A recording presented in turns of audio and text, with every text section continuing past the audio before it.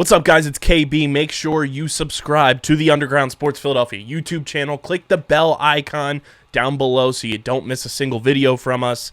And thanks for tuning in to another video from Underground Sports Philadelphia. Now let's get into it. Philadelphia, baby, you're going to love it. Best sports fans in the world. Actually, the worst, but that's what makes them the best. What is going on, OTB Nation? Welcome into episode 400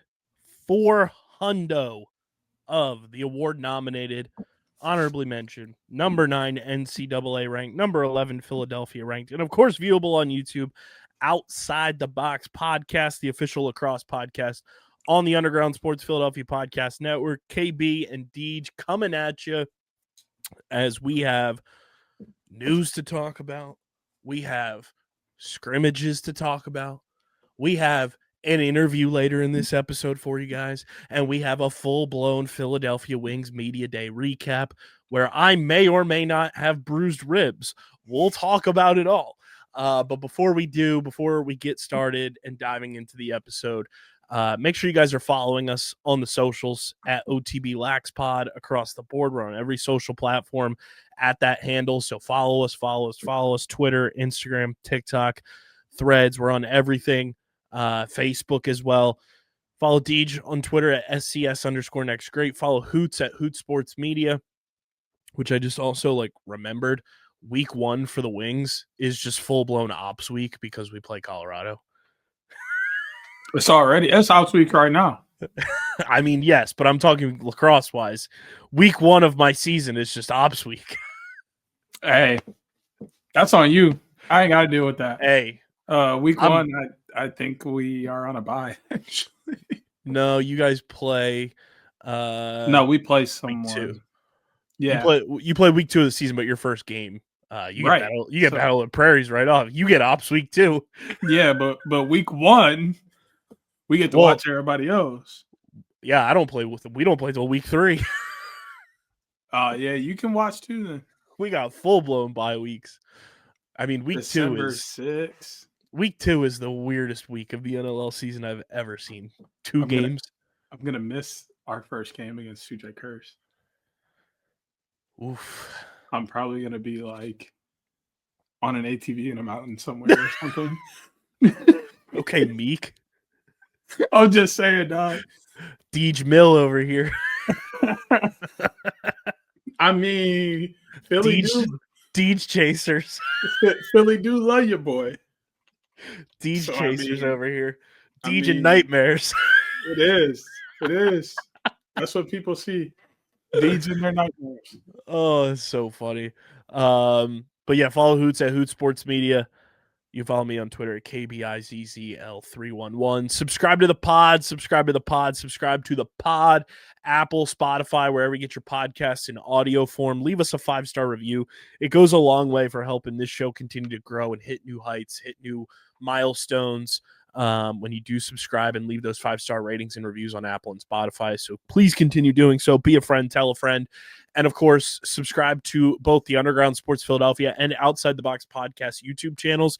YouTube.com/@Underground Sports Philadelphia is where you get full video episodes of this show every single week, full video episodes of every show on our network, clips, shorts, live streams, original video content. It's all on our YouTube channel. Deej, I don't know if I told you, but not an ad, but the good people over at Playback, they followed us on the social medias, and I've been looking at the schedule, and I've just been thinking, weeks where I'm not at Xfinity Mobile Arena and we're just kicking it, we might schedule out some Playback watch-alongs on some NLL weekends for the people. I think that would be an absolute treat. I think they'd enjoy that. We'd have a good time with it for sure. Oh, of course. It'd be an absolute blast. But that only happens when you subscribe. YouTube.com/@Underground Sports Philadelphia and YouTube.com/@OTB LaxPod. We're 37 subscribers away from our next milestone, which is hitting 100 on that channel, which means the OTB College Show with Unc and the kids goes down starting in the 2026 season. You want college lacrosse, a full-blown show led by Deej, along with Hoots and Jackie Knight, who's doing a great job covering Syracuse. You got to subscribe to the OTB channel, youtube.com/@OTBLaxPod. What's poppin', Deej? Episode 400, and you've been on for at least more than 50%. Yeah, we were doing the math not too long ago. It has to be. Figure out like my next century mark. I think 300 is the next one. I think I'm already past 200. Yeah, it's got to be in there somewhere because the late 200s was 2023. I mean, I started officially like either the last week of June or the first week of July of 21. Oh yeah, then you've been in the weeds for more than 200 because episode 200 was December of 21. Yeah, so we out here. So I think three, maybe even 400 might be my next century mark. Technically, I might even be over 300 at this point. Yeah, because I have to go into our archived episodes because stupid Spotify acting up like a fool. Let's see, 185 was September of 21, so 165 was May of 21. You hopped on June of 21, so 170 was 170 the first episode of Deej, meaning the interview. No, because that was the episode at Pitts' house. So maybe 171. Yeah, or 170. Yes, 171 was your first episode.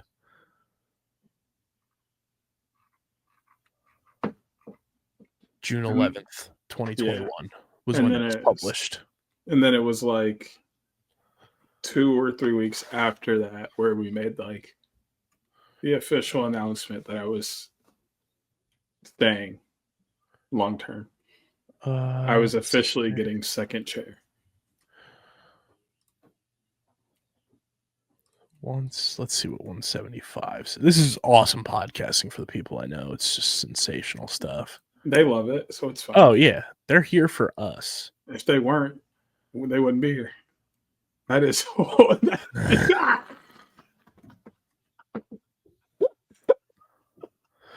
That's so funny. See, I'm stupid, and back then I was like trying to pump just audio episodes out, so I wasn't even writing descriptions. So like some of them don't have descriptions written in them just so I could get them out on time. Yeah. But 171, I think, was what I said was the first. That was, yeah. Yeah, that 171 was your first episode. June 11th. Crazy. And here we are, because November 6th was the day we announced OTB was going to be a thing. We're recording this on the 9th because Deej and I were partying hard, celebrating the pod anniversary. Just kidding. I was at Wings Media Day. Right, you had that. Yeah. But it's sick. 2018 was literally year one of this company and year one of this show, like later on in the year. And here we are, gearing up for another NLL season. Excited for it, especially after experiencing Wings Media Day, which we'll get into. But we got a lot to get into. We got Wings Media Day to recap. We have 3 interviews in pairs. So it's 2 players at the same time, but 3 of those type of interviews over the next couple of episodes that will also be airing on Underground Sports Philadelphia over the next couple of episodes. But on this episode, we figured it's episode 400. Let's get the big heavy hitters on this one. Note that none of the other interviewees are not heavy hitters, but when you can have BrennanONeill featured on an episode, you got to do it to him. So on this episode, you will hear from BrennanONeill and the most underrated midfielder in professional lacrosse, Dalton Young, who Dalton, Deej, you and I have talked about getting Dalton on this show just by himself for an episode. Yep. It's only multiplied infinitely after having him on at Media Day. Dalton is a delight, and him and Brennan together were just perfect. So you'll hear from those two later on in the show. But I think we start with you, Deej, because you've got a new lacrosse team, lacrosse branding in your backyard. It ain't new though. Don't say that. It's not new. Why isn't it new? Tell the people, why isn't it new, Kyle? Why isn't it new, Deej? You tell them. I don't know why it's new, because it's the Turbos colors. But it's not the Turbos per se. But the branding, the only thing that didn't change is the name and the mascot. The mascot's tough. The mascot is tough. The mascot's tough. And the name fits the city. It's so good. Drift Icewood? To go with my boy Cade Icewood? Yeah. They out there having drag races behind Target. No, they do that on the lodge. That's not behind Target. That's on the lodge. You seen that video, right? When we first met, you were like, we having people drag racing behind Target. Oh, you talking about Club Target? Yeah, that's here in Kalamazoo. That ain't Detroit. I'm gonna show you. I'm gonna send you the We on the Lodge video, and that's Detroit. Because, oh my God, bro! But I'm actually really excited about this. I had a friend who went to Western, who now moved back to the east side of the state. He sent me the Instagram post this morning. He was like, "Bro, what is this?" And like I was explaining it to him. He's like, "Oh, I thought it was like an official expansion." I was like, "Oh, not yet." But maybe they need to bring an unboxed series game there once or twice over the next couple of years, see what kind of interest they get. But I would imagine some people would probably we get a good bunch of people that popped out if it was an option. But I'm really excited that they went back with the old school colors, because that tells me that they have in the mindset of possibly, if they were to bring a team back, it would be the Turbos. And then I think the name fits the city very well. The mascot is sick. And it's just reaching back into that point of the Midwest is a lacrosse region. Bring lacrosse here in professional ways. People will show out as they have continued to do over the last 5 or 6 years now. And I get like NLL UnBOXed is like the grassroots initiative, and doing stuff in the communities, and it's not necessarily like teams and everything. But here's my thing with it. It's like you're launching all of these brands that have cities attached to them and everything. Eventually, I would like to see these be like G League type teams or minor league teams for specific actual NLL teams, where guys are in market and they get to play, on Tuesday night or whatever, and that be your G League for the NLL, that be your minor league system, whatever it may be. Because these brandings are sick, and the fact that we don't have merch for them yet is kind of crazy. But a bunch of new teams in the NLL UnBOXed community now. 12 new communities. We have the Arizona Gilazillas, which is just incredible. They're the what? They combined Godzilla and Gila Monster to make Gilazillas. I am screaming. And the mascot looks like... You looking at this from a tweet? I have it pulled up here. I can actually share it on the screen. Yeah, because I didn't see the rest of them. But I'm sorry for everybody out there, but my Twitter feed for the past month has been nothing but Michigan and Detroit sports. Like, I cannot see anything else, mainly because the sports teams are doing well here for the first time in, I don't know, forever. But like, my Twitter feed is just full of nothing but Michigan and Detroit sports. So how it should be.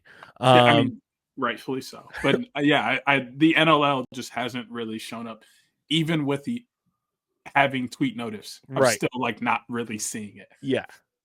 So we have the Arizona Gilazillas that looks like a Charmander and Agumon from Digimon like ran into each other and created this absolute titan of a mascot. Love that logo. You might also have to adopt the Austin vibes. Yeah. Yeah. Now, if they introduce and if you know, you know. If they introduce a team, the Smiles, that's just them announcing that they listen to the pod. Way too much. The Cincinnati Hammies, which is just absolutely comical. Your Detroit Drift, which I think is hands down the 1A best logo of this group, and I'll tell you what the 1A along with it is in just a moment. The District Cherries, I don't hate that. I just wish they would have just gone like DC, like outside. I think outside of like the Mid-Atlantic and East Coast, a lot of people would not get what like District is. But that's just me. But I do like that the name is starting with a C, so then you get the DC there, District Cherries. The Jacksonville Swamp Pups is fucking hysterical. What are you? I'm a swamp pup. What else are they supposed to be? Swamp pup is so funny though. Like that's just a hysterical term. Have you seen a swamp pup? Yes. That's even more hysterical. I like this name a lot. Swamp in both pup a funny so way funny. and a literal way. Good colorway too. Good colorway. Just saying. It's sick. I actually really like that colorway a lot for that area. Looks a little similar to your favorite lacrosse player's favorite lacrosse podcast too. Just saying. This is my 1A along with the Detroit Drift. The Long Island Moon Jellies is fucking gold. You have this aeronautical jellyfish just looking devious as hell. I absolutely love this.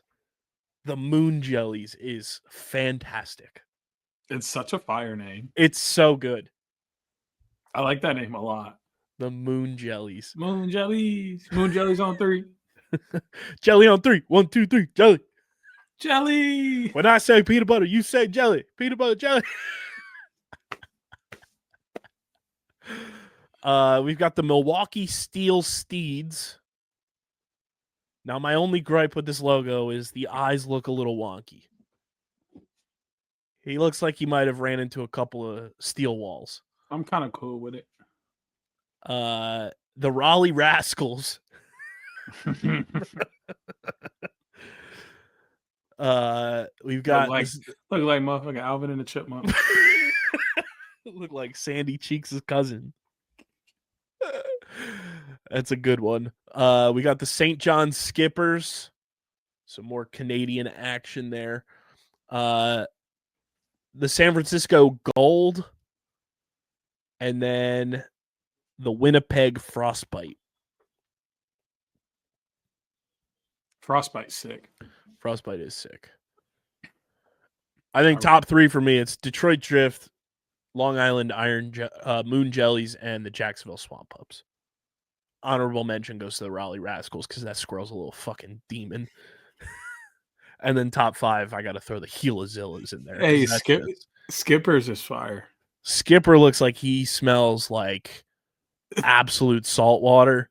He probably smells horrible, but talks with the most yar fucking voice ever.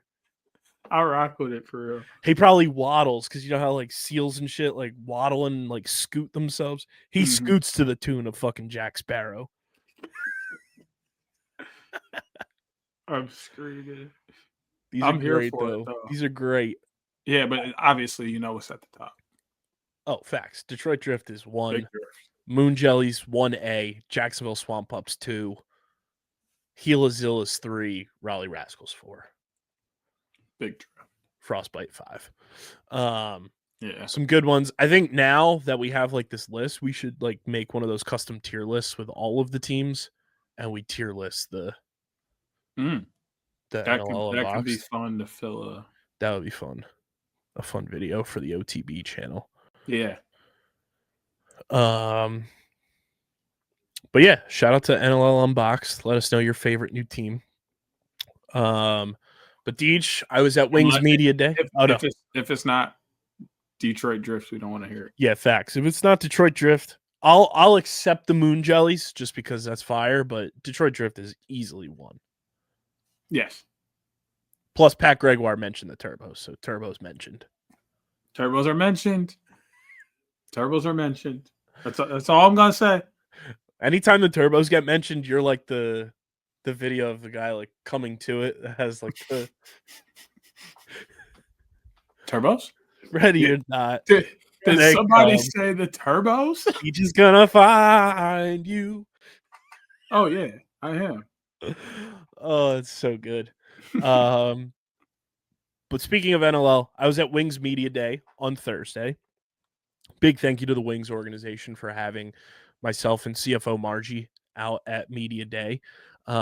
First time that it was like they referred to me as an influencer, Deej, and I didn't know how to feel about that because I was surrounded by. See, I view myself more as like podcaster, media, like everything, but it was an interesting title to get tagged onto the board, but nonetheless, I was there. The Philly captain was there, and a couple other people were there too that were more famous, like on the TikToks and Instagrams of the world.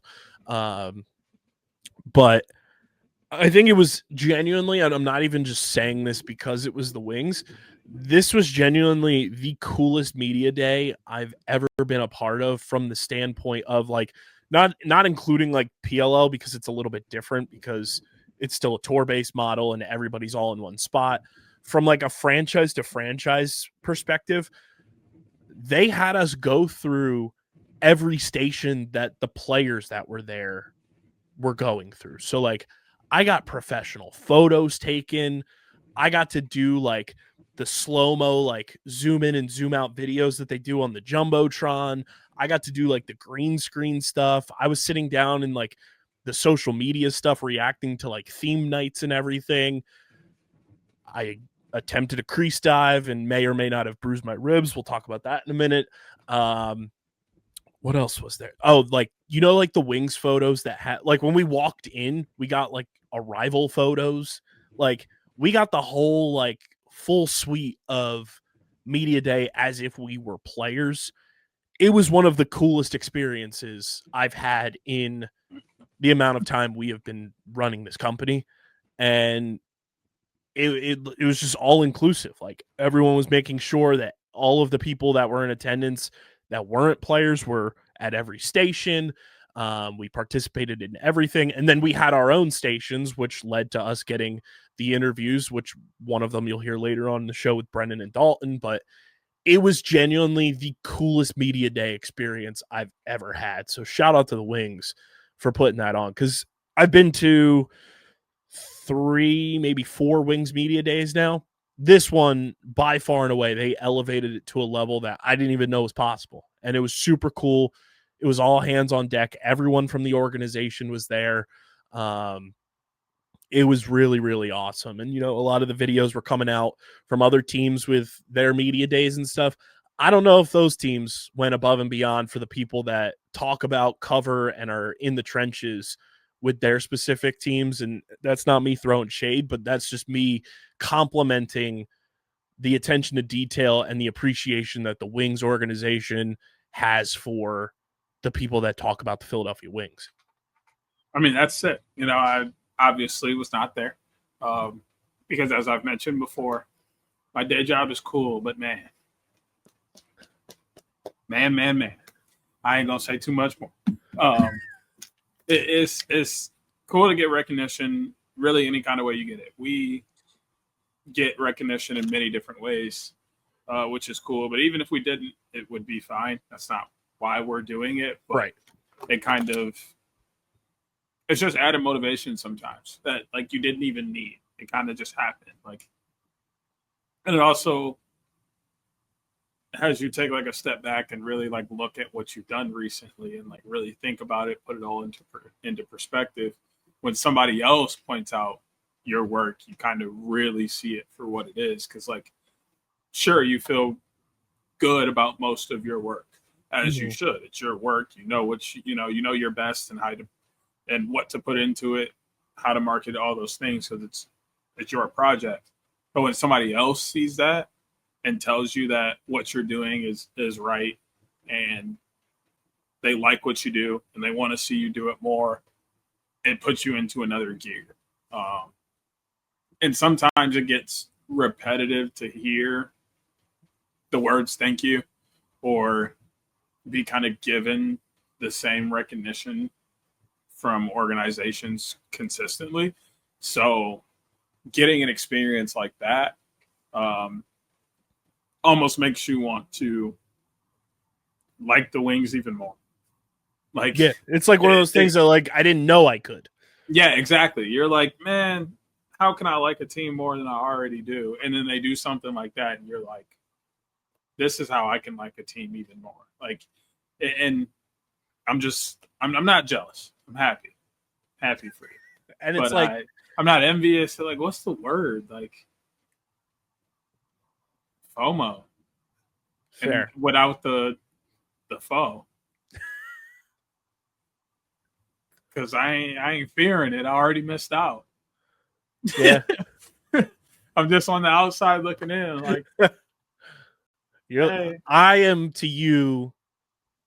I am like the person to you being the cat in that video of the guy. I'm going to get you out of there. Yeah. I'm going to get you out. Don't worry. I'm working. I shouldn't say that. So I didn't hear anything. Just eventually, as I've talked about with you multiple times on pod and off pod, I will be joining you for a lot of these things eventually. Yes. Which was super dope. And, when you have players coming in and, we got a chance to have Eric Fennell on, brand new to the Wings and everything, came over in free agency. And I had never really had too much interaction with Mitch Armstrong, which, like, dude, you want to talk about babyface? Mitch Armstrong, I didn't realize how young he was. He just turned 20 last season. And when I looked that up, I was like, excuse me? 20? 20. Does he look younger than 20? Yes. My mom was like, what is he, 12? He's got, like, ultimate like, clearest skin of all time. That's what she said about Ryan, too. Literally. Dude, he looks like Ryan. He just has like a rounder head. Like Ryan has like a taller head. Mitch Armstrong has a rounder head, but he looks exactly like Ryan. It's crazy. Shout out RJ. It's actually crazy. And I don't think I really had too much interaction with Mitch Armstrong because he was drafted in 2023. So maybe that would have been like the 1 year, because obviously we didn't have media interaction really last year. But like when you get introduced by members of the organization for the first time to players and they're saying Kyle is like the most knowledgeable person about the sport, so like you guys can talk ball and like not be too worried about like things sounding too intricate or whatever. I was like, damn, I really know a thing or two. What the fuck is up, baby? That interview is great. I can't wait for you guys to hear that one too. You kind of know some. Yeah, I know a little some. No, I ain't gonna do you like that. I know a little some. You've gotten sharper after I showed up to implement some X's and O's. Yes, because. But I also think I've gotten. I think my sense of humor has gotten a little cornier, and it's kind of fit yours a little more. OG tagline of this show is "Come for the content, stay for the dad jokes." I'm just saying we have both adapted to play off each other very well in the right areas. I was born in the corny, molded by it. And I have sharpened your lacrosse brain as you have made me a funnier person, which as you know, was already hard to do because I ain't got to say the line, but top it's on 10, top 10, top 10. It's on the quote card. It's on the quote card. So if you know, you know. And if you don't, I commend you. You're going to find out. Shout out to the Wings organization. Like, it was so sick. Like, those camera, like, you see all the stuff on like jumbotrons, and that's for like every sport. you know, you see like those videos that they play and you wonder like how it's done. Seeing how all of that gets done was super fascinating to me too. And like those slow-mo cameras that like zoom in and like the way they did it, they had like this fog light type thing behind me. And they were like, we're going to have you stand in front of the light. And then the camera's like on this little like levy type thing that moves forward and backwards. And the way that it's lit, like silhouetted my whole body. But then the lighting was like orange and then there was like smoke and fog and everything. So it was like, I was like this giant shadow, like doing everything that they were like instructing me to do. And then like you've seen the photos that the Wings posted the players with like all the like red light coming down on them and everything. And like they have like the kind of like upper angled photos and like they have the red light like going through their eyes and stuff. Like I got to be part of that too. I was like, if I don't get a whole goddamn folder full of these pictures so I can make this my new profile picture. Philly Captain was cracking me up. He said, these are going to go on all the dating apps. He was like, I'm going to pretend I'm a professional athlete. They're going to go on all the dating apps. I'm screaming. Maybe you should try that out. I was howling. My jersey that I was gifted last year is now game used. Asterisk. I also was like, is it kosher for me to wear a jersey while interviewing players as they're in jerseys? Yeah, that's kind of My culture's not your costume. I mean, we've been saying that for a long time. Literally.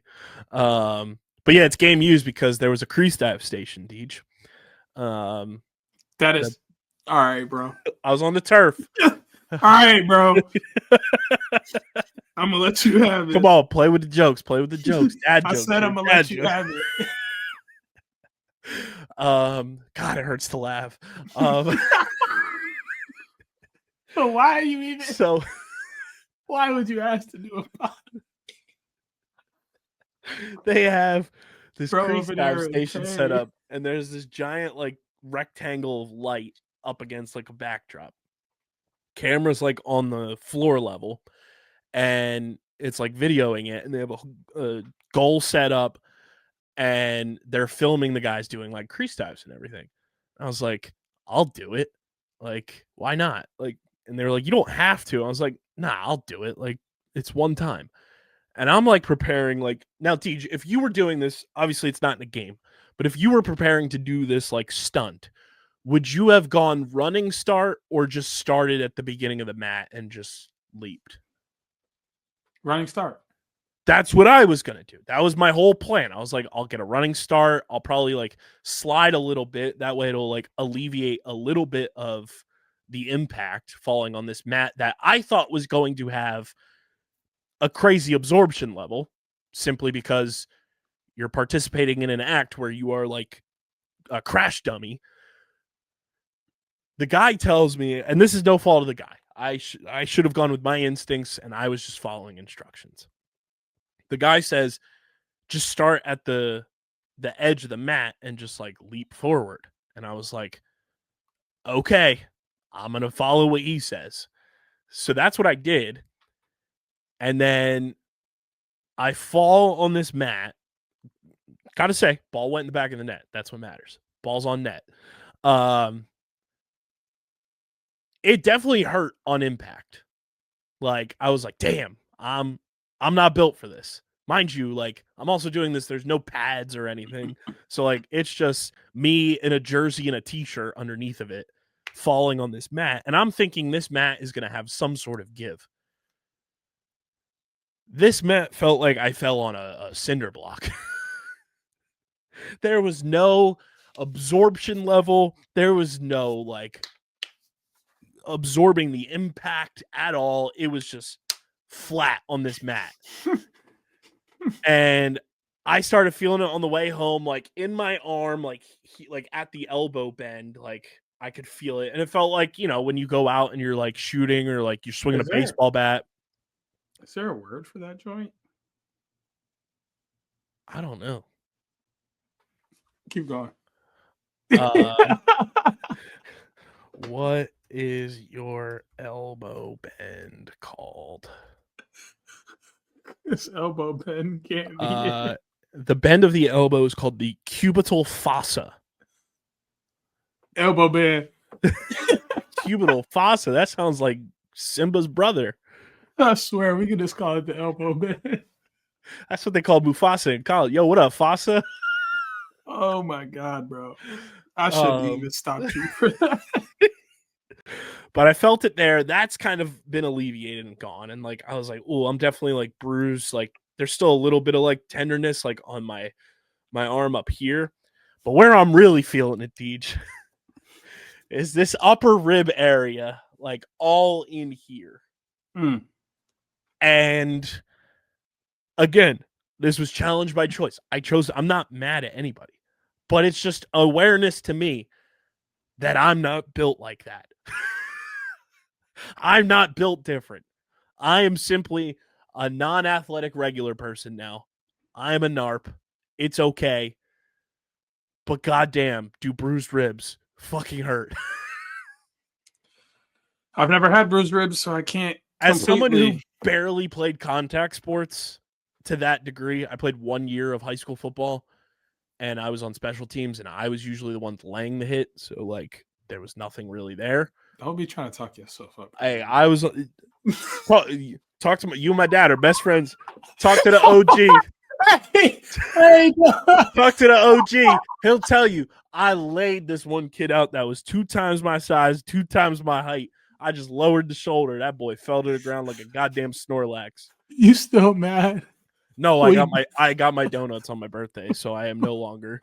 That we bonded while y'all left the stranded. Well, no, I was just perturbed that you were finding out family secrets before I did. What else was he supposed to tell me?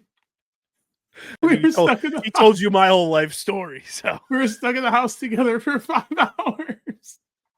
Just me and him and the TV. What else were we gonna do? Until my Uncle Kevin showed up. Yeah. And then he was like, time to eat the donuts. No, he didn't eat them till the next day. But I did get my donuts on my birthday. He ate one that. Get this. He ate one that night, and he forced me to eat one that night. It runs in the family because got the donuts for my birthday. They only had 1 jelly donut, 1 lemon donut at the time. So that's all that was in that mix. And I got a bunch of cherry and some other ones. The 1 lemon donut. I was prepared to wake up last Monday morning and eat it before work. I come downstairs, it's gone. I was like, Mom, where the fuck is my lemon donut? She goes, I ate it. I was like, you hey, and I can bitch. I can see this whole thing playing out. I know exactly how she said. Yep. And I was like, great. Awful start to and then I had the worst fucking Monday of all time. I was like, okay. I was like, you owe me. You owe me a dozen lemon donuts now. I was I'm gonna sit in your tutoring chair, just like I sat in Dad's chair to eat my donut there to make a point. I'm gonna sit in your tutoring chair and do it.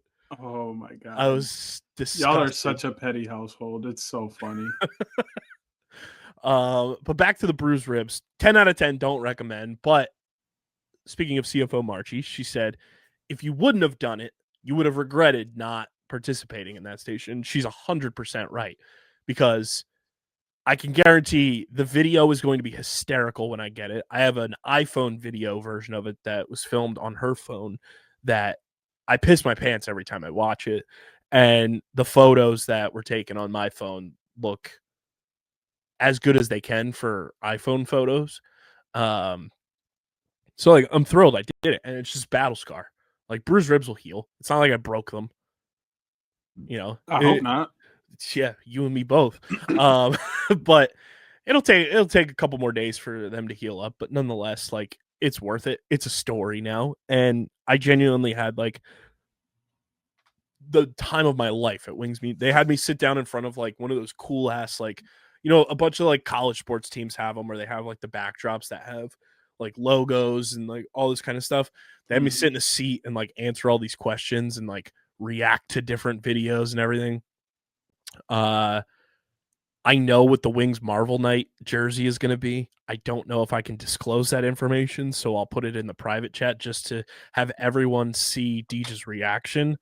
Yeah.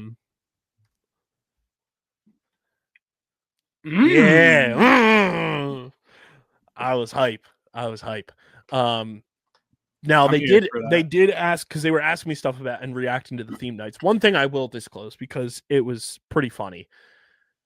So, Deej, when you're going through theme nights and someone says kiss night, where does your brain immediately go? Because mine immediately went to thinking like this is like Valentine's Day.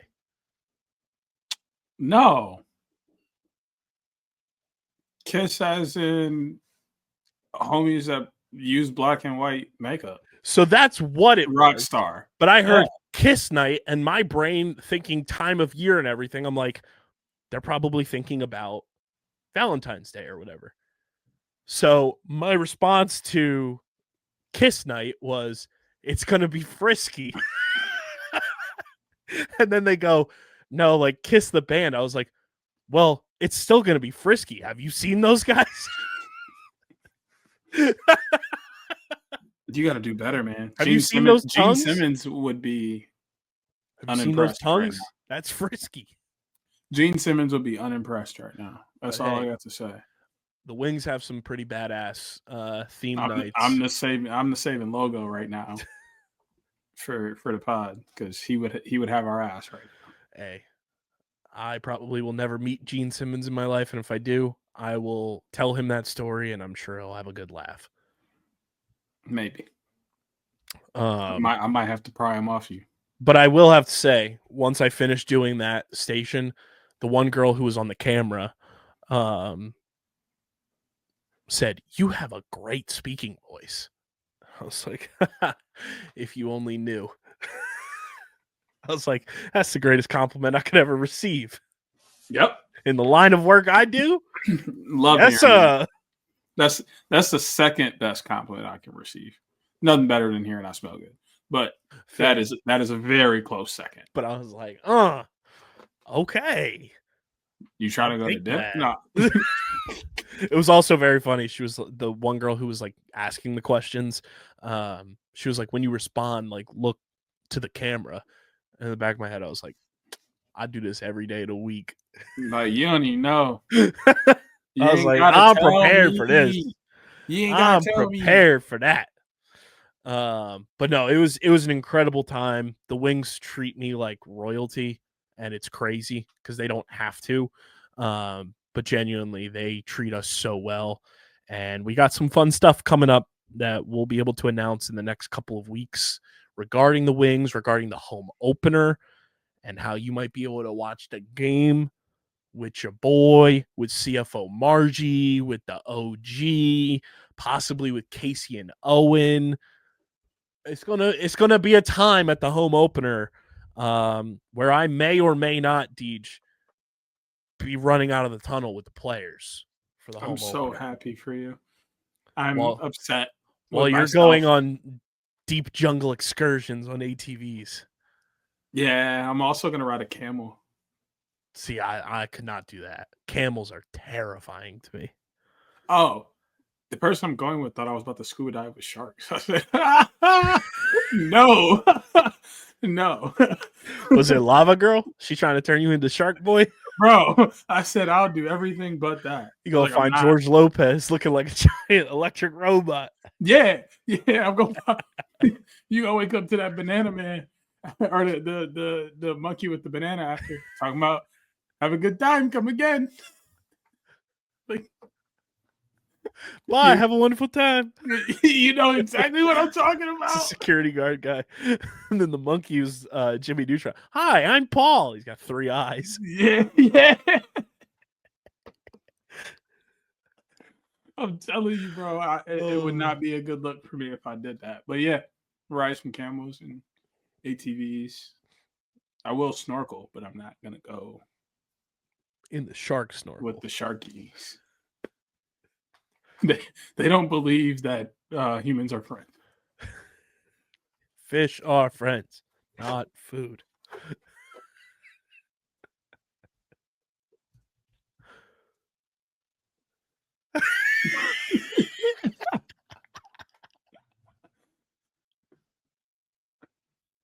It was the greatest entrance of all time. I know. I am dog sitting, basically. Dog and house sitting my own house. Speaking of dogs, did you know Owen got a dog? No way, really? Yeah. That's sick. What She kind made of dog? I don't even know what it is. Her name is Maggie. She made her Aw. podcasting debut like literally right away. It was just sitting in the background of the episode. Just back there staring. Literally staring out the window. And then they started talking and she like turned around and was just sitting on like the little couch futon thing for like 30 seconds. It was so fucking funny. That is great. But yeah, there's a certain event going on that I will only hint at, which I'll tell you after we finish recording on Twitter. I will get on Twitter and make an announcement, but it will be a subtle announcement. But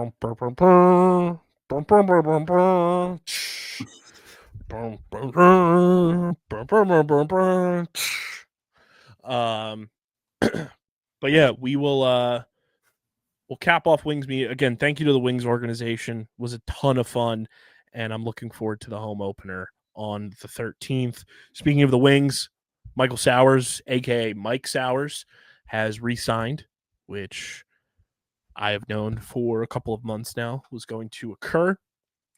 He signed with the Wings, 1-year deal. Very happy for Michael to be back with the team and getting a full training camp, a full season under his belt. He scored in their scrimmage yesterday as we record this on Sunday, goal and an assist.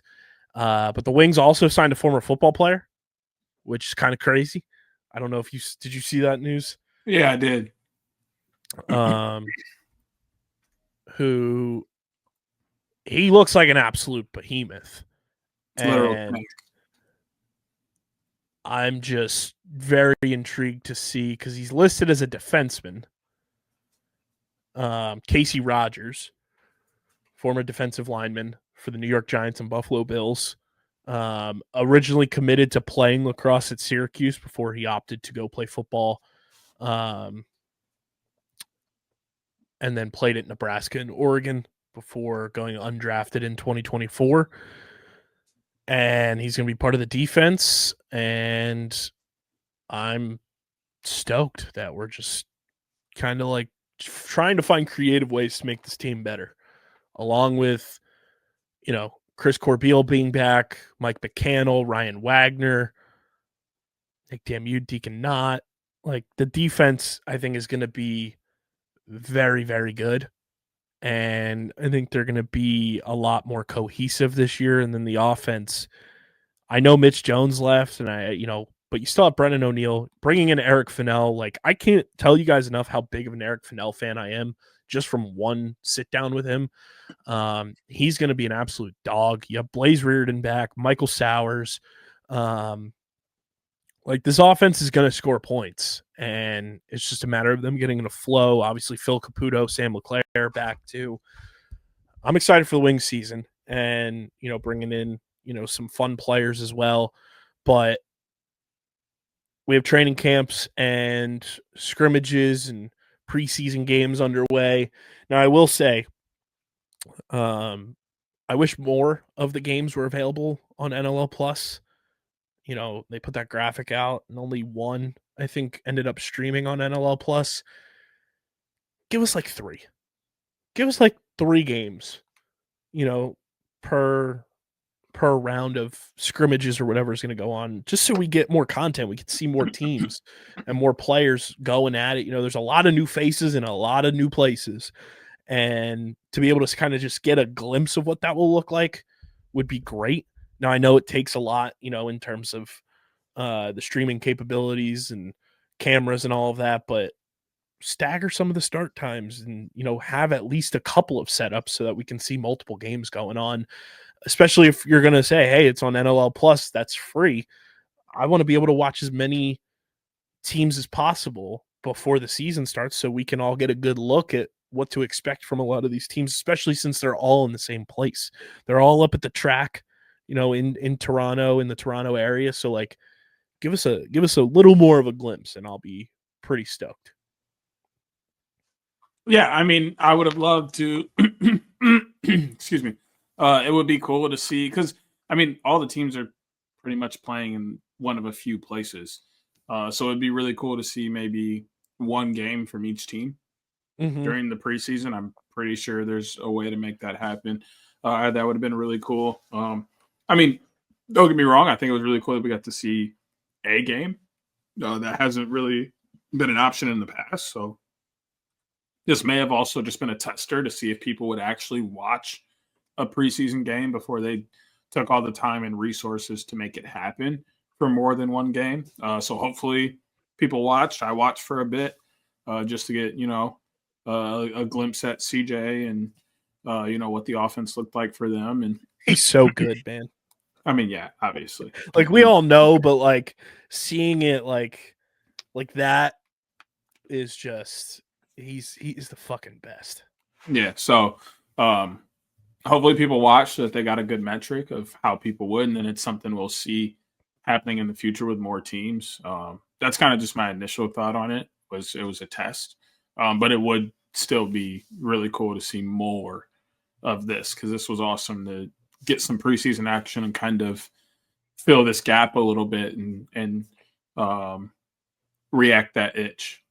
Yeah, and I mean, I think my only other takeaway from training camp and stuff, especially because we have damn near like even splits,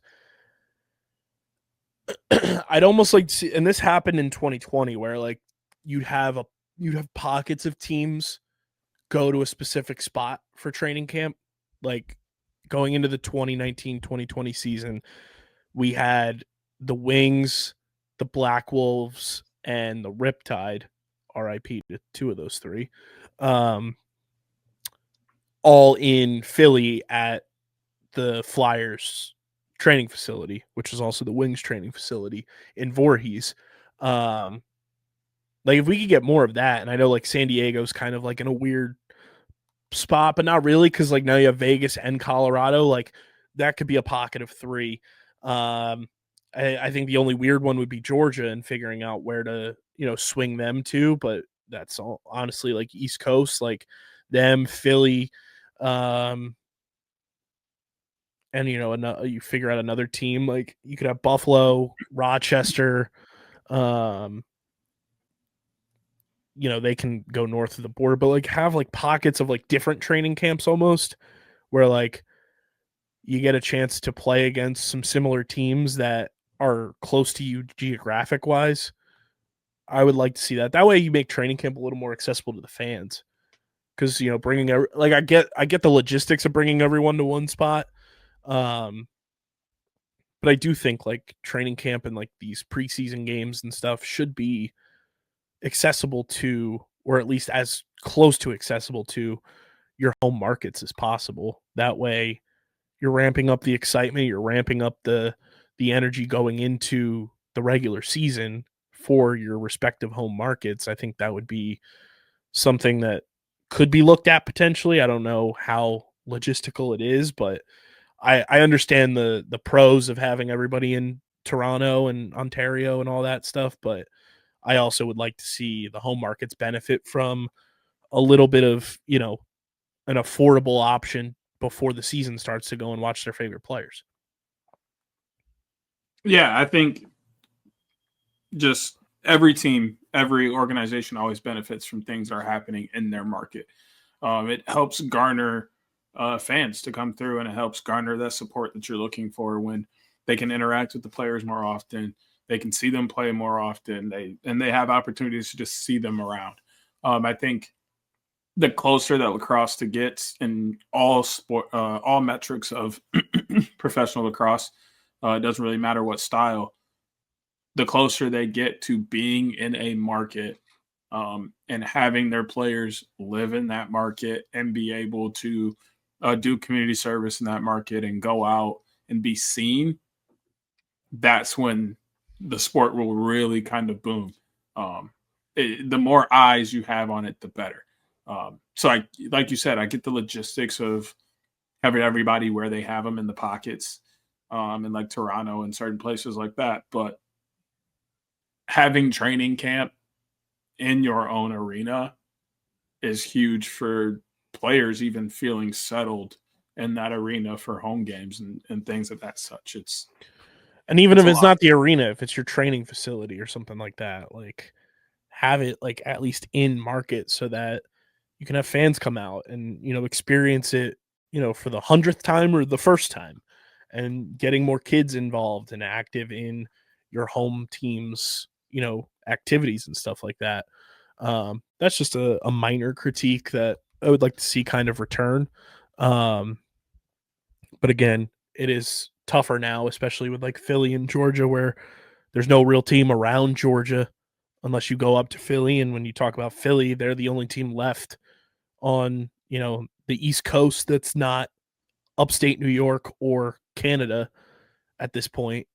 And that's frustrating and a bummer because I think, you know, we talk about it a ton. Yes, you know, you want to see lacrosse grow in other markets, but I think the East Coast is a predominant, you know, spot for lacrosse and for box lacrosse that has a predominant, you know, affiliation to hockey in particular and affiliation to basketball. When you look at teams around here, I just wish there was more presence on the East Coast in the States that isn't necessarily upstate New York, but nonetheless, that is a job above my pay grade. Um, but the teams look quality, you know, and what I'm looking at from preseason too, not even just from a Wings perspective, but from every team, I just want to see how like players look and feel. I'm not worried about final scores. It's very much like football to me, very much like preseason, like spring training as well. Like I'm not worried about the final score. I want to see what players look like, how players are performing.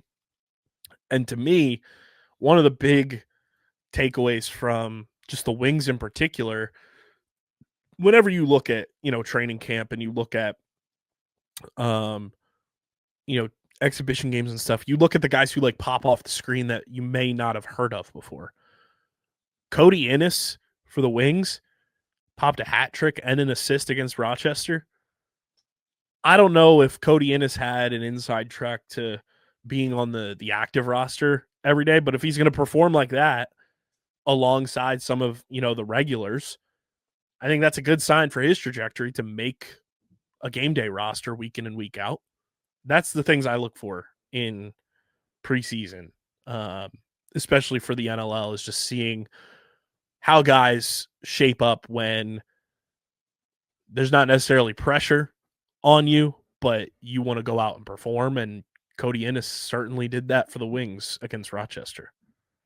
Yeah, there were a lot of big names that showed up, and a lot of new guys that showed up too, just in terms of proving that they deserve a spot or proving why they should be in a certain spot in the lineup, or just proving they still got it, and really just trying to get in their groove. We saw a lot of good lacrosse this weekend in terms of clips of what we saw from teams, putting out clips every now and then, checking scores and kind of looking at the box scores of what teams are putting out on social media, and then obviously the one game on NLL Plus. So I'm really excited for the first couple of weeks to really see everybody in game play and for the narratives to start to play out. Yeah. And I mean, you look at some of the other players that have been playing well, like seeing Michael Sowers up at training camp and playing is good. Sam LeClaire looked great. Your Roughnecks popped off. Yeah, I am giving you a soft apology. You all were fantastic over the weekend. You played very well. The offense looked great in a lot of moments. Defense had some struggles at time, but you're better than I thought you were going to be, and I have to apologize for that. But this is a soft apology because it is just the regular season, and a lot could happen once the actual bright lights turn on. But for now, I am feeling a little more optimistic about the season than I was just a week ago. Yeah, I mean, 13-6 over Buffalo, 2-0 in the preseason. And 13 over Rochester. Yeah, and I think Rochester's going to be one of those teams that don't get talked about enough as being like in the elite level, simply because we all have our eyes focused on Vegas and still Buffalo and Vancouver and everything. Rochester's going to be really fucking good, guys.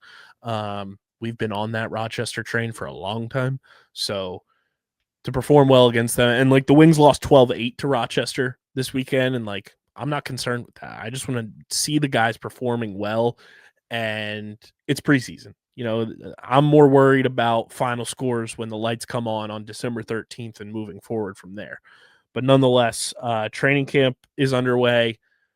Preseason games are underway. We are 2.5 weeks away from the opener of the season, which is going to be a loaded weekend. Friday, November 28th, Toronto and Oshawa. And then Saturday, November 29th, we've got 3 games: San Diego at Ottawa, Georgia at Buffalo, Colorado at Vancouver. It's going to be a doozy of an opening weekend.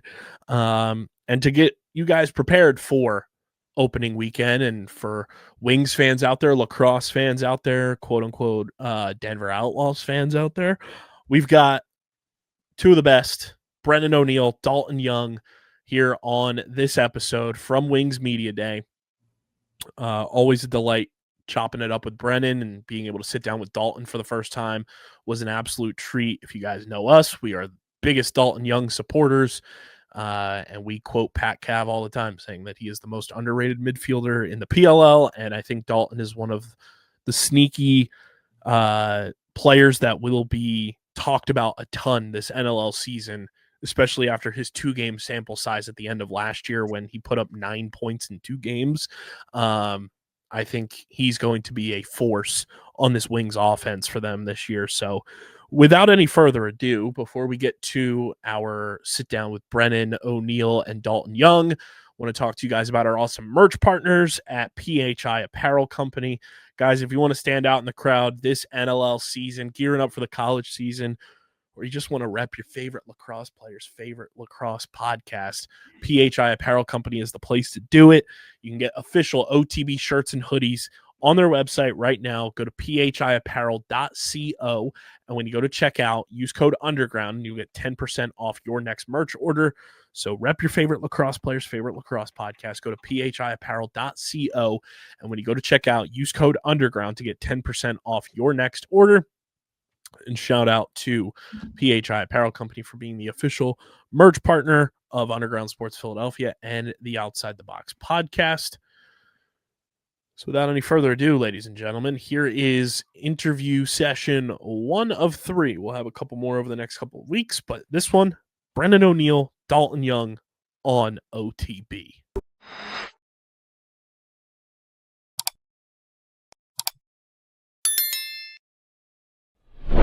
All right, everybody, we're here at Philadelphia Wings Media Day 2025, and we are joined by Dalton Young and BrennanONeill. Boys, good to see you. How was the off season and just preparation? Obviously, both playing in the PLL, but gearing up for the box game again. And you know, you two, I feel like, are conjoined at the hip now when it comes to lacrosse, just playing with each other year round. But what's the excitement level coming into another season? Yeah, definitely extremely high. I think we're both ecstatic to be back in Philly and get the season started. Definitely took a few weeks off after the summer, after the PLL season, but spending the last month or two kind of getting back in shape, getting the indoor style of play back under us, and just getting ready for these next few weeks of training camp leading up to Game 1. Yeah, for sure. It was a quick turnaround. Felt like we were just playing in the NLL. April didn't feel like too long ago, but then going right into the summer season. But it helps you, keeps you in shape. So you don't really have to work too much on that part. You know, it's just seamless, and you know, we're looking to just hit the ground running and start off hot, and that's our main goal, is just set the tone early and you know, have a great start to the season. Dalton, what are you most looking forward to this year? Obviously, last year you make your debut late in the season and kind of just burst onto the scene. You were able to kind of find your stride in those 2 games that you were able to, you know, make a lot of noise in. What are you looking forward to, you know, having a full season ahead of you now, and some things that you picked up in those 2 games, and, being able to contribute, full time this season? Yeah, I think definitely carrying in the kind of underdog mindset and not really expecting anything and just kind of not hoping, but going out in these next few weeks and really trying to earn and solidify my spot and establishing myself and just kind of taking it game by game and not I think last year was a great experience and learning lesson of just waiting your turn and still going to every game and watching and just trying to learn and really ready to kind of throw myself out there and get things going and hopefully have a full season under my belt. Brennan, you get to see Dalton up close and personal pretty much year round, between the PLL and the NLL season now. What's something or some things that, a lot of fans or, other people wouldn't really know about Dalton's game that makes him the player that he is? Yeah, I think he has a great mixture of, a grittiness to him, but also finesse where he can be creative, he can play off ball, but also be a dodger when he needs to be. So he's kind of like a jack of all trades where he really does what you need him to do in that moment. Especially in the box game, he's got a big frame. He can set really good hard picks, but he's also got good feet and can get to the net when he needs to. So I think it's just he's very versatile, and it's just kind of hard to game plan for that type of player who can do many things very well. So I think that's something that you can expect is just a great solid off-ball player who can handle a lot, who has a great hand-eye when it comes to in tight spaces, handling balls and then finishing with pressure. So I think there's a lot of great things that you can look out for when you watch him. I know you said April kind of flew by for you, but when you look back at your rookie season, Brennan, and everything that you were able to kind of accomplish and, learn about the box game, playing it full time, for the first time, what are some things you took away when you were able to kind of sit back and reflect on your rookie year? Yeah, there's a lot of things, I think it was definitely a great learning experience. I think the main thing that I really took out of it was preparation is everything. I'm going to definitely, kind of pick my spots where I shoot a little more wisely. And, I think shooting more is a good idea for me. There's a lot of different, scenarios where I thought I could have shot it more at different moments, but it's just about feeling your way through, and you're a young buck who's a rookie just trying to find his way. So you might not want to assert yourself as much as you would in your second year and being more comfortable. So I think there's a few things I took out of it, and just trying to improve every step of the way.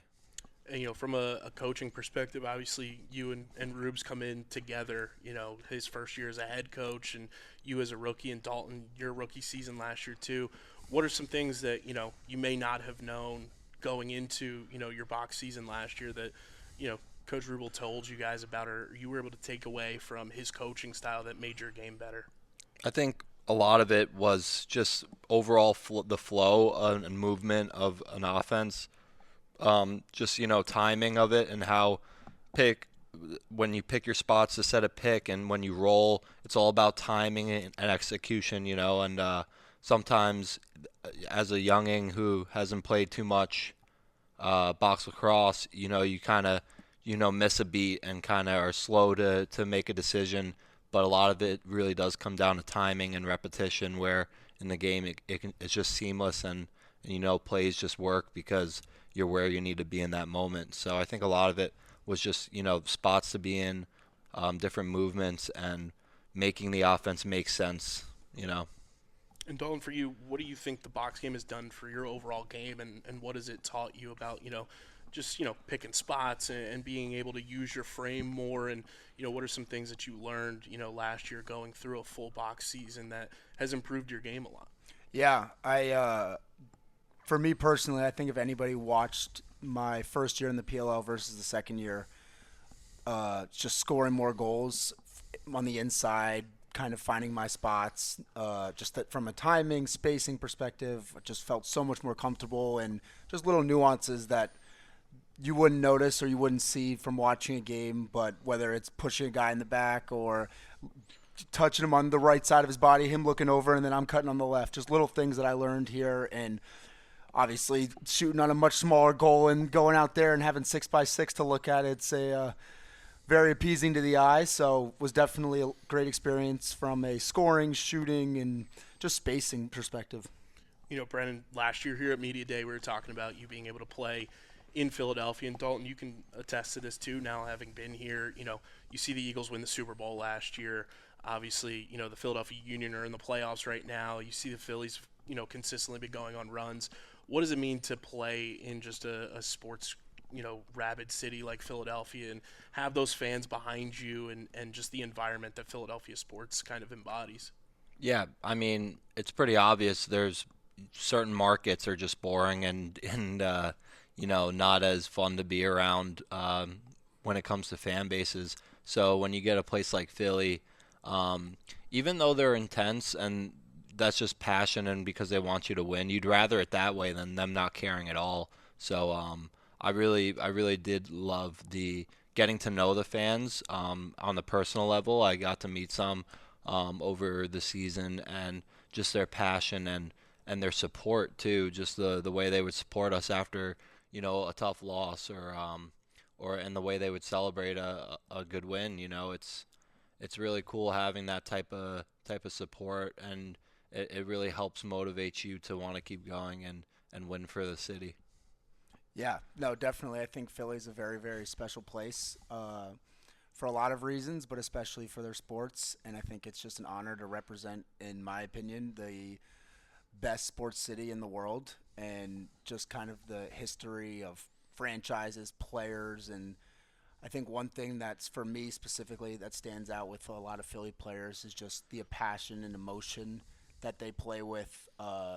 I mentioned this earlier, but a guy like Brian Dawkins, just the way coming out of the tunnel, you can just tell it's like this means the absolute world to him. And I think that portrays into a lot of fans as well. So hopefully we can sell out some arenas and get some great environments and win a lot of games this year, because I think we got a great team. I think we got a lot of hungry players. So I think we're looking really good. Some new players that are going to be in the locker room with you guys this year. Eric Fennell obviously signs in free agency. Chris Corbeil coming in to kind of be an anchor of that defense. And then some returning faces too. You have Phil Caputo coming back. You have Joe Resetaritz coming back. Just talk to me about the excitement level of when you see, players choose to come to Philly in, free agency, and seeing guys like Joe and Phil choose to come back and wanting to be a part of, this process that you guys are putting together to inevitably, go on a run and hopefully at the end of the day hoisting up that trophy. Yeah, that's a statement when you have guys who choose to be back. They could have signed somewhere else, but instead they want to finish what they started. I think that you can really get behind that as a team. They're all awesome guys, and I'm so glad that they're back. And like any league, every year teams change, so we do have new faces, and I'm looking forward to getting to know them more and more. Already met Eric, and he seems awesome. Can't wait to start developing some chemistry with him. And at the end of the day, it's all you want from new guys coming in and guys coming back is just buy into what the coaches preach, and just come every day ready to work and with a chip on your shoulder. No, yeah, definitely. I think we, especially last year for us, kind of first getting into the box environment, trying to learn the game and everything about it, those guys really, from day one, were lending hand and just kind of teaching us all the little things that we learn, and especially throughout the year, and just having the relationship that we have with them now, super excited. And one thing I think the whole group just really meshes real great together, and the ability for us to have the vets that we do, but also some of the younger guys, and there kind of be no differences or there's no roadblocks even with the age gap, and I think that's special, and I think that's what makes this group so fun to be around. And as we sit here just a little over a month away from, the home opener on December 13th, what's, the excitement level of, preparing to run back out, in front of those crazy fans and, running out of that tunnel and preparing for game day here at Xfinity Mobile Arena?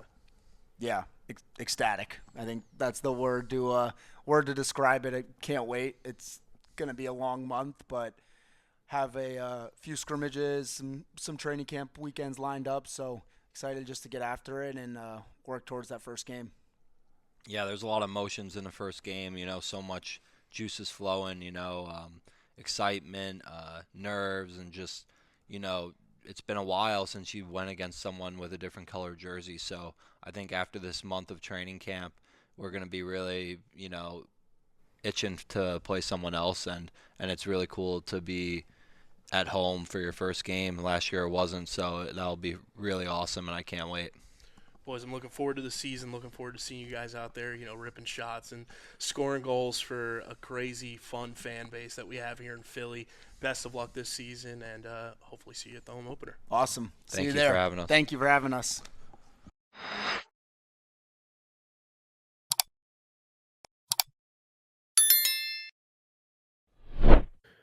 Shout out to Brennan, shout out to Dalton Young, and shout out to the Wings for hooking us up with those interviews from Media Day.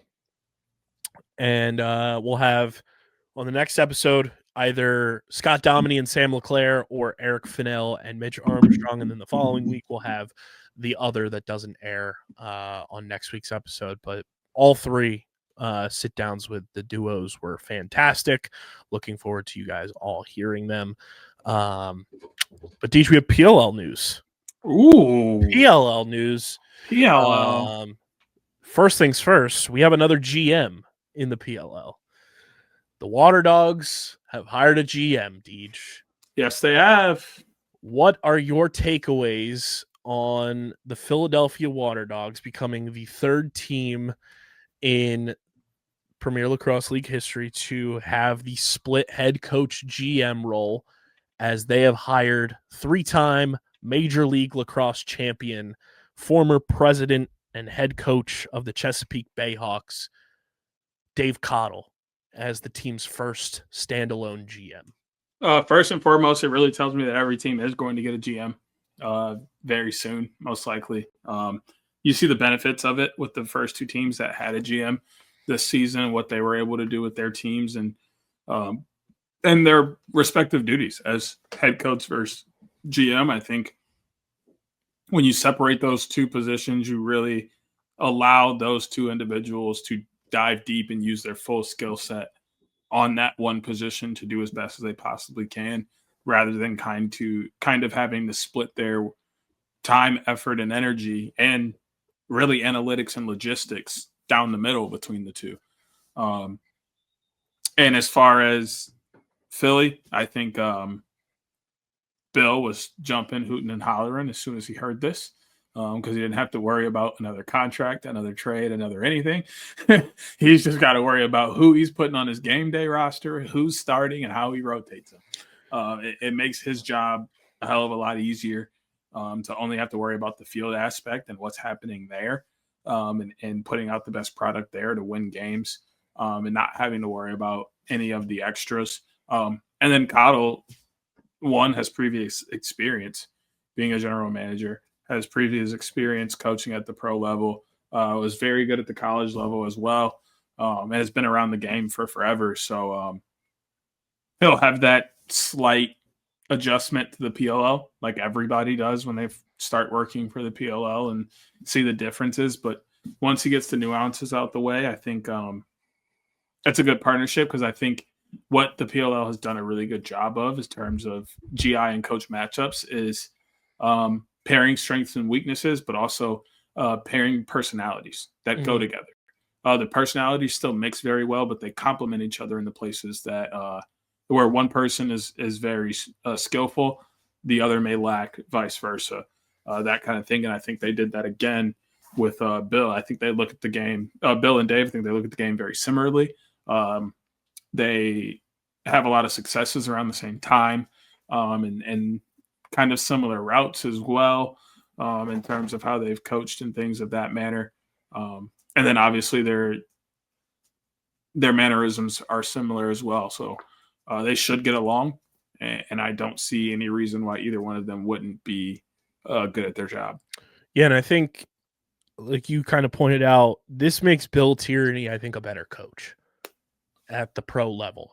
Bill having to worry about contracts and, roster construction and the draft from just the draft pick perspective of both the GM and head coach role. And there's so much nuance that goes into it. Now that he can dish off of, all of that to Dave Cottle, like, you saw the benefits of that with Colsey and Anthony Kelly having Joe Spallina and Spencer Ford running that type of show. And it's not like those guys weren't present either during, a game weekend. Those guys, more often than not, if not every single time, were at every single PLL tour stop for their respective teams. Cottle's interesting, though. A little bit older than Joe and Spencer, just from the age perspective. And I'm intrigued because it's the first time that the GM is coming in after the coach was already put in place. And I know Joe was hired before Anthony Kelly and stuff like that, but they're a tandem. They came into their first seasons together. Spencer Ford and Colsey came in together. This is the first time Bill's been in place. He'll be going into year 3 as the head coach of the Waterdogs, and this is year 1 of Cottle as the GM. That's the first dynamic in the PLL that we get of that ever. So I'm intrigued to see how that will work because, how does that go into the roster construction of this team? Well, I think Bill goes, this is what I had in mind. You do what you want with it. Like, I think that's the smartest way to go about it. Once you get to this, is like, hey, this is what I had when I got here. This is what I brought in. This is what I had in mind going forward. If you don't have that in mind, let's rock with it. Obviously just keep me looped in so Right. I can work my brain around that. But I think we're in store now for one of the more interesting individual team off seasons we've had in a while, simply because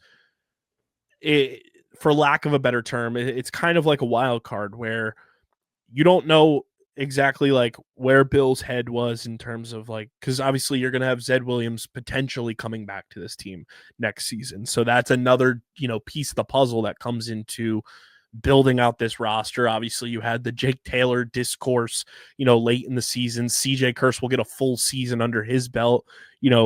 The guys that are free agents, especially the older guys on that defense, what goes where. Cottle as the GM, Bill's just the head coach now. And, he'll have input for sure.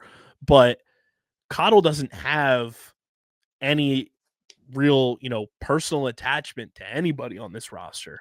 So now that there's this split, how does that go into Cottle approaching free agency? How does that go into him approaching trades versus what Bill did? Bill going and trading for Zed Williams could be a completely different mindset than what Cottle has, looking at trades. I think it's going to be and like, I'm not saying it's a positive, negative, like it's very neutral until we see how things shake out, but it's going to be a really fascinating offseason for the Philadelphia Waterdogs simply because you don't really know what to expect now that you have this split in GM and it's not like they came in together.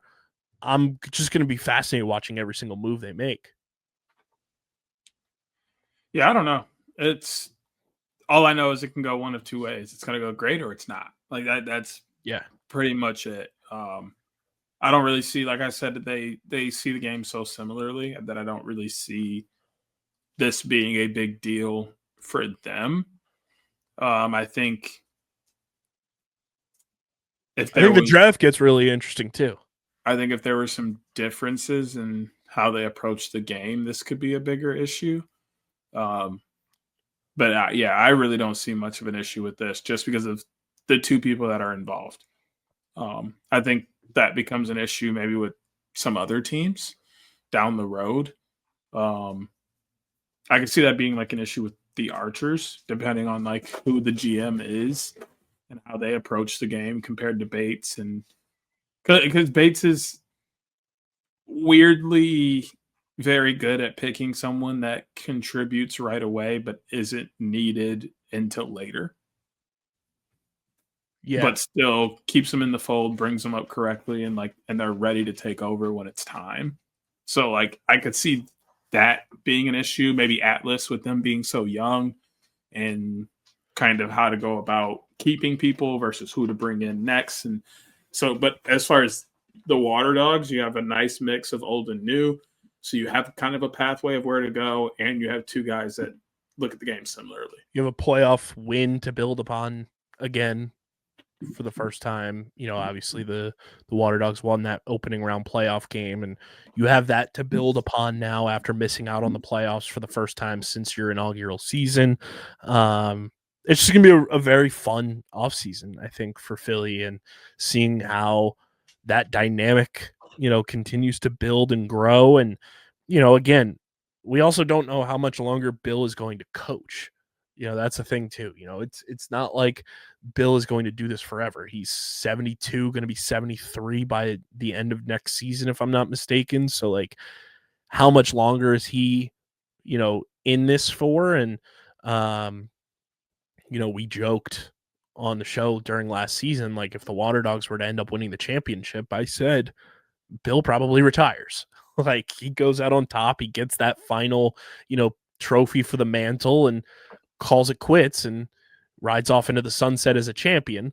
But he's back again. I think that's good for just the, overall locker room chemistry and camaraderie to keep your head coach and building upon a year that was mildly successful, with some obvious, dips, throughout the year. But you won a playoff game. You still have Michael Sowers. You have CJ Kirst. You have a very young and, like, building and entering their prime defense. We'll see what they do at the goalie position. DeLuca's obviously under contract, but we'll see what they end up doing, Dylan Ward wise and all that stuff. And, Stathakis improved, and Kira McCardle is still Kira McCardle. So now you have a GM in place whose sole focus is to just make sure that this roster is as good as it possibly can be to go and win a championship. And I put it out on Twitter. We talked about this being the next team too to get a GM was Philly. I said New York might be the next one. Pressler has openly and on the record talked about how the hardest job in the PLL is the GM role. I think you want to talk about a championship winning head coach who can remove GM duties from his plate and solely focus on coaching. You want to talk about a coach that it would make them even better? I think it's Pressler. Yeah, I mean, he doesn't. I don't want to say he doesn't like that side. Right. It's just extra. It's not that he's not good at it, but yeah, it's just extra work. And I said the only problem I see with that is possibly somebody not looking at the game the same way he does. So roster construction could be an issue, but other than that, I see. I think the GM of the New York Atlas would be like a dream job for any, like, hopeful GM too, with just the youth on that team. And yeah, like, you have a championship roster. You have guys that are in their prime or just getting ready to enter their prime. Like, there's not much that you really have to do for that roster either for the foreseeable future, which is a great thing too. Just got to keep it together and make sure to not blow it up. But I do think the Atlas would benefit the most from being the next team to get a GM. And I think the two teams overall that can still weather the storm, because the two guys, and we've talked about this on this show a ton, the two guys that do it the best, head coach, GM, overall, it's Staggs and Bates. Mm-hmm. I think those two, they do without a a doubt, at it. Can maintain that role. I think Brian Holman can too, but I also think Brian would benefit from a GM as well, because he's one of those coaches very similar to Nat, where he's loyal sometimes to a fault to some of his guys, and that's just the culture in that locker room. And it's not a bad thing, but sometimes, that can potentially get in the way, and you've got to look at what the benefit of the roster will be long term. And that's going to be a question that the Cannons have to answer, maybe not this coming season, but in the next year or two, what that roster is going to look like overall, and kind of shifting to a younger looking roster.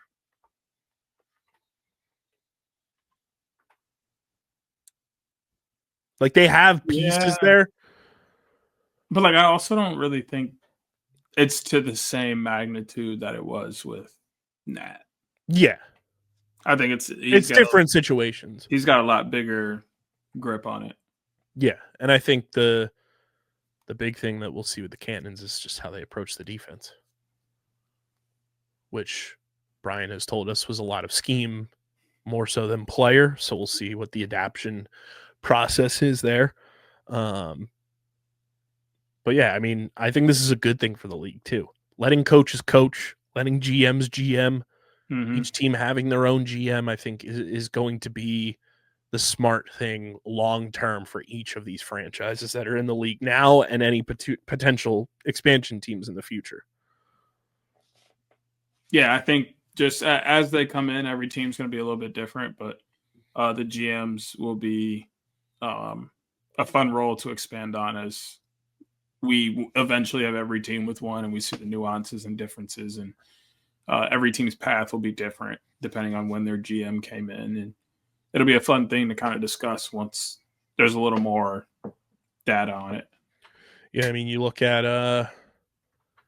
the big thing outside of free agency, Dave Cottle's got the number 5 overall pick in the PLL draft this year. So it's a big task at hand. He's got 1, 2, 3. Yeah, he's got the 5th pick in every round right now. So we'll see how he manages. Do they stay at 5? Do they move picks? That's also going to be a fascinating thing to see how Dave Cottle values draft picks with this roster as well. But I love it. I love that each team is slowly but surely going to have their own GM. Before we talk more of the PLL news that broke this week, I want to talk to you guys about our PLL App Code. Guys, it's the easiest way to keep up to date on all the news going on in the PLL. You'll get the first notifications about Dave Cottle getting hired as the Waterdogs GM. You'll get the news that we're about to talk about as well directly on the PLL app. It's a gamified app too, so you earn experience points for accomplishing tasks in the app each and every day. It is the best sports league app on the market. Download the PLL app in the App Store, Google Play Store, and when you go to the redeem code section, use code OTBPOD. That's code OTBPOD, and you get 500 XP on your account, which literally I think takes you from level 1 to level 3.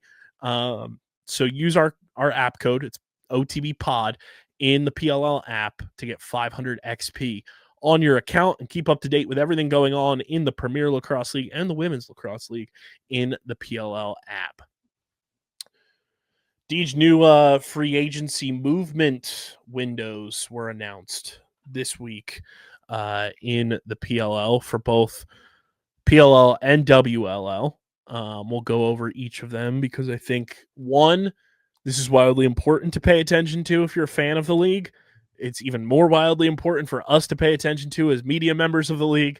And number 3, I think this is a lovely change to the overall ecosystem of the PLL. So if you missed the news, there's a new signing window that has been added to the PLL calendar. We'll start with the PLL there because obviously the WLL is in their first season with everything. So a lot of things will be brand new for them. But ahead of the 2026 Championship Series, free agents will now be able to sign with teams competing in the Championship Series through a new player movement window opening on Wednesday, December 17th, 2025, and closing on Friday, January 16th, 2026. During this period, free agents may sign Championship Series only contracts or agreements extending through the 2026 PLL season and beyond, and players who sign with a team competing in the Championship Series under a 2026 or multi-year contract will be eligible to play in the Championship Series. Teams may also conduct trades in this window. I think this is genius. Paul Rabel said in the press release, expanding our player movement calendar ahead of our Championship Series will give players and organizations more opportunities to put the best teams on the field. I'm looking forward to seeing how our head coaches, general managers, and free agents interact throughout this new and improved format. And following the Championship Series, a second player movement window will take place ahead of the regular season. So, in essence, everybody, in case that was difficult to kind of follow along, we will essentially have 2 windows. December 10th, the flirting period opens, Deej. We're gonna have flirt week in a month. We're gonna designate that as flirt week. December 10th. December 17th is the first player movement window opening. This player movement window includes trades, regular season contracts, and championship series only contracts. So if a player signs with a club who's participating in the 2026 championship series through the 2026 season or beyond, they have the ability to play for that club in Champ Series, which I don't think was the case before because that window did not exist. Players also have the opportunity to sign a championship series only agreement with one of those participating clubs and will be eligible for player movement again following the championship series. January 16th, the first player movement window closes, and then March 16th is when free agency fully opens, and then April 10th is when that second window closes again. I love this change. I think this is everything that you and I have kind of discussed when it comes to Champ Series and like it being a way for guys to get a stick in their hand and get an opportunity. This is only going to make the Ronan Jacobys and the Tommy Paliseks and, you know, the guys who popped off in Champ Series year over year that weren't necessarily on regular season rosters. It's going to afford more of those opportunities, and it's going to afford the opportunities for guys who are free agents who want to, you know, keep playing in the winter that may not play in the NLL, get a crack at Champ Series, boost their free agent stock a little bit, and then re-enter free agency when the March 16th window opens and say, hey, I have film here. I can show you what I did in Champ Series and how my game has changed. I think this is such a beautiful and smart change to the PLL like transfer window calendar. I don't think that second one was really for the homies from Champ Series. I think some dudes will benefit from that second window, but I think it's more of true time for people to make changes with draft picks closer to the draft that make a little bit more sense, that aren't day of. And they have time to think about it and really construct. But then that also still gives them time for something to happen to, like, say the guy they want to trade for gets hurt. And then they don't know if they still want to pick that guy. They can trade that pick, or they can start to kind of go back on the table and look at who else they would want at that pick. Excuse me. I think it's more, to me, allows more time for draft moves and will affect the draft a little bit more. Even if they do sign a couple guys from Champ Series, it will change who they draft as well. So to me, the first one is big opportunity for Champ Series rosters and for guys to kind of make a change. And then the second one will be right before or during the draft. I think it might even be. It's a couple months before. Yeah. So yeah, it'll lead up right to the draft. I was saying the championship series only contract change, like for guys to be able to sign those. Oh yeah, and kind of like put a like highlight tape out essentially of like, hey, here's what I was able to do in Champ Series. Guys who may not have played in the PLL before that are just free agents, like Ronan Jacoby, and I'm just to get an opportunity. I just don't know how many guys that'll work out. Right. But even if it's, 3 or 4 guys, but 3 or 4 more guys that I don't will know get a look. Gonna happen. Like, I mean, no, like guys will get to play in Champ Series. Like, pretty much the Champ Series only contracts are to make sure that the teams are in Champ Series have enough guys. For sure.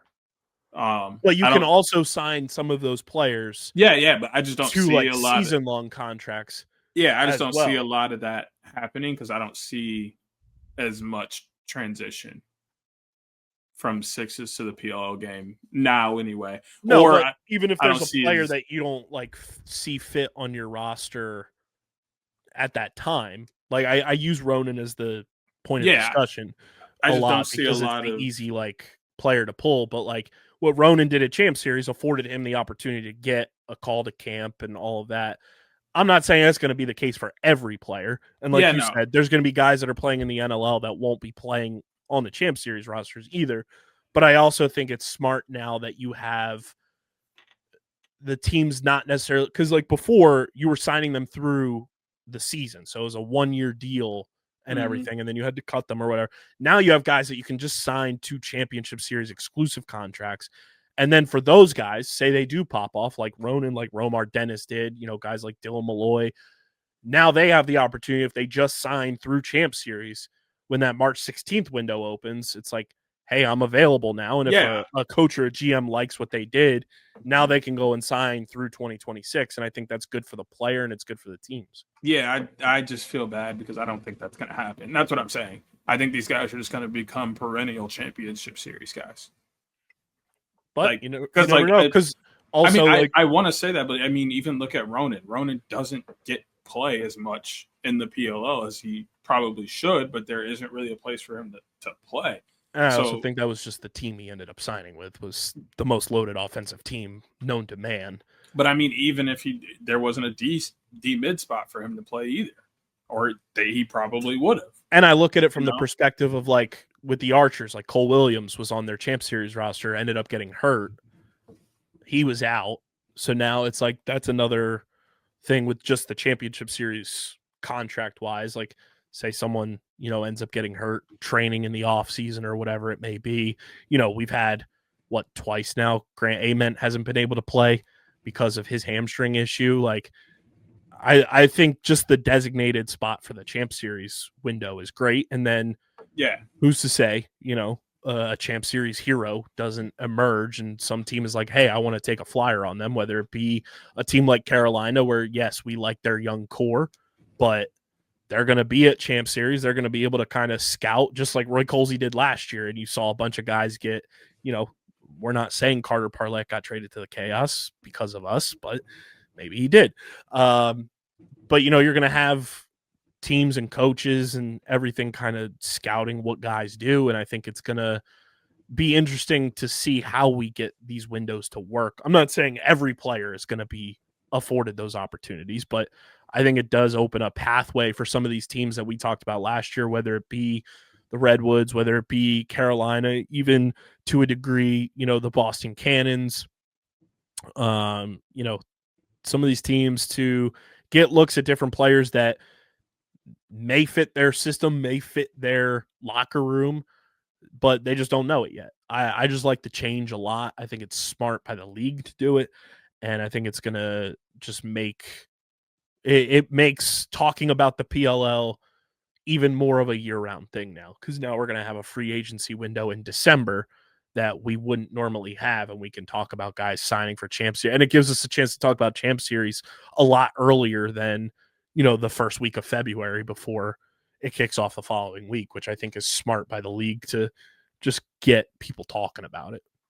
Yeah, I'm not arguing it. I'm just being a dick because it's realistic that most of those guys are not going to be using that as a springboard. They're just going to be rotated through the 4 teams that play in the Champ Series, which, it's still cool. You're still getting paid to professionally play lacrosse, and it's a cool opportunity and everything, but it's also a pretty shitty revolving door. I was trying to find another thing to relate it to, but I can't really.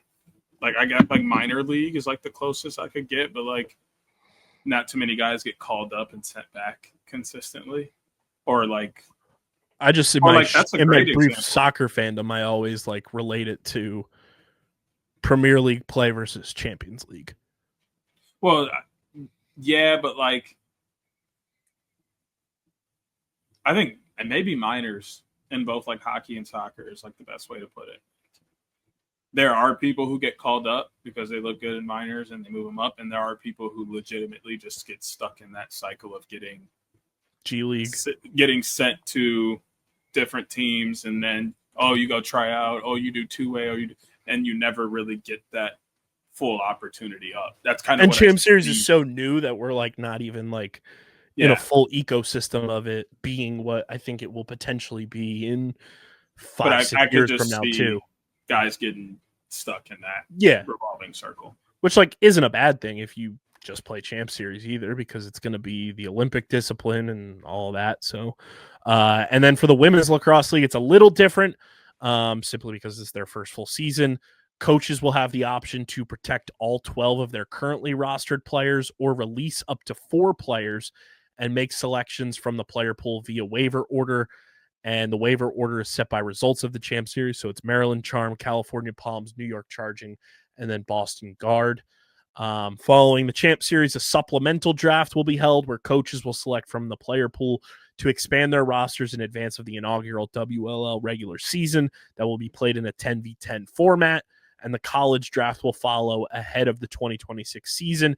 Dates and times for the waiver wire, supplemental draft, and college draft will be announced at later dates. I'm so stoked for the WLL. Yeah, I mean, it's going to be fun. It's something we've waited a long time for, but there isn't a ton to say about it until we kind of see more. So I just know there's going to be more women playing. So I'm just excited about that standpoint to see who's going to be available. Which means more coverage from us and means more women's lacrosse players on this show. Yes, I definitely want more women lacrosse players on the show ASAP. Big facts. Lizzie Colson, come on. Let's get it going. ASAP. No Rocky. But that is all the news and fun stuff. Shout out to Brennan and Dalton Young and the Philadelphia Wings organization for just incredible media day. Make sure you guys are following us on the socials at OTB Lax Pod. Follow Hoots at Hoot Sports Media. Follow DJ SCS_next great. Follow me at KBIZZL311. Subscribe to the pod. Apple, Spotify. Leave those 5-star reviews. It genuinely helps the show so much when you guys subscribe. So be a friend, tell a friend. Subscribe to the pod on Apple and Spotify. And subscribe to the Underground Sports Philadelphia and Outside the Box podcast YouTube channels. Leave a like on the video. Drop a comment in the comment section. Click that bell icon so you know whenever new videos go live. It's youtube.com/@undergroundsportsphiladelphia and youtube.com/@OTBLaxPod. And this has been episode number 400 of the award-nominated, honorably mentioned, number 9 NCAA ranked, number 11 Philadelphia ranked, and of course viewable on YouTube, Outside the Box podcast, the official lacrosse podcast on the Underground Sports Philadelphia Podcast Network. For Deej, I'm KB. Again, shout out to BrennanONeill and Dalton Young. We'll catch you guys here next week with a couple more interviews from Media Day and a whole bunch more. Plus, we'll be making a declaration to one String King about OTB being part of reviving what was once a heralded series, because I think it would be pretty sweet. But until then, we're getting the heck up out of here, everybody. Peace. Peace. Bye.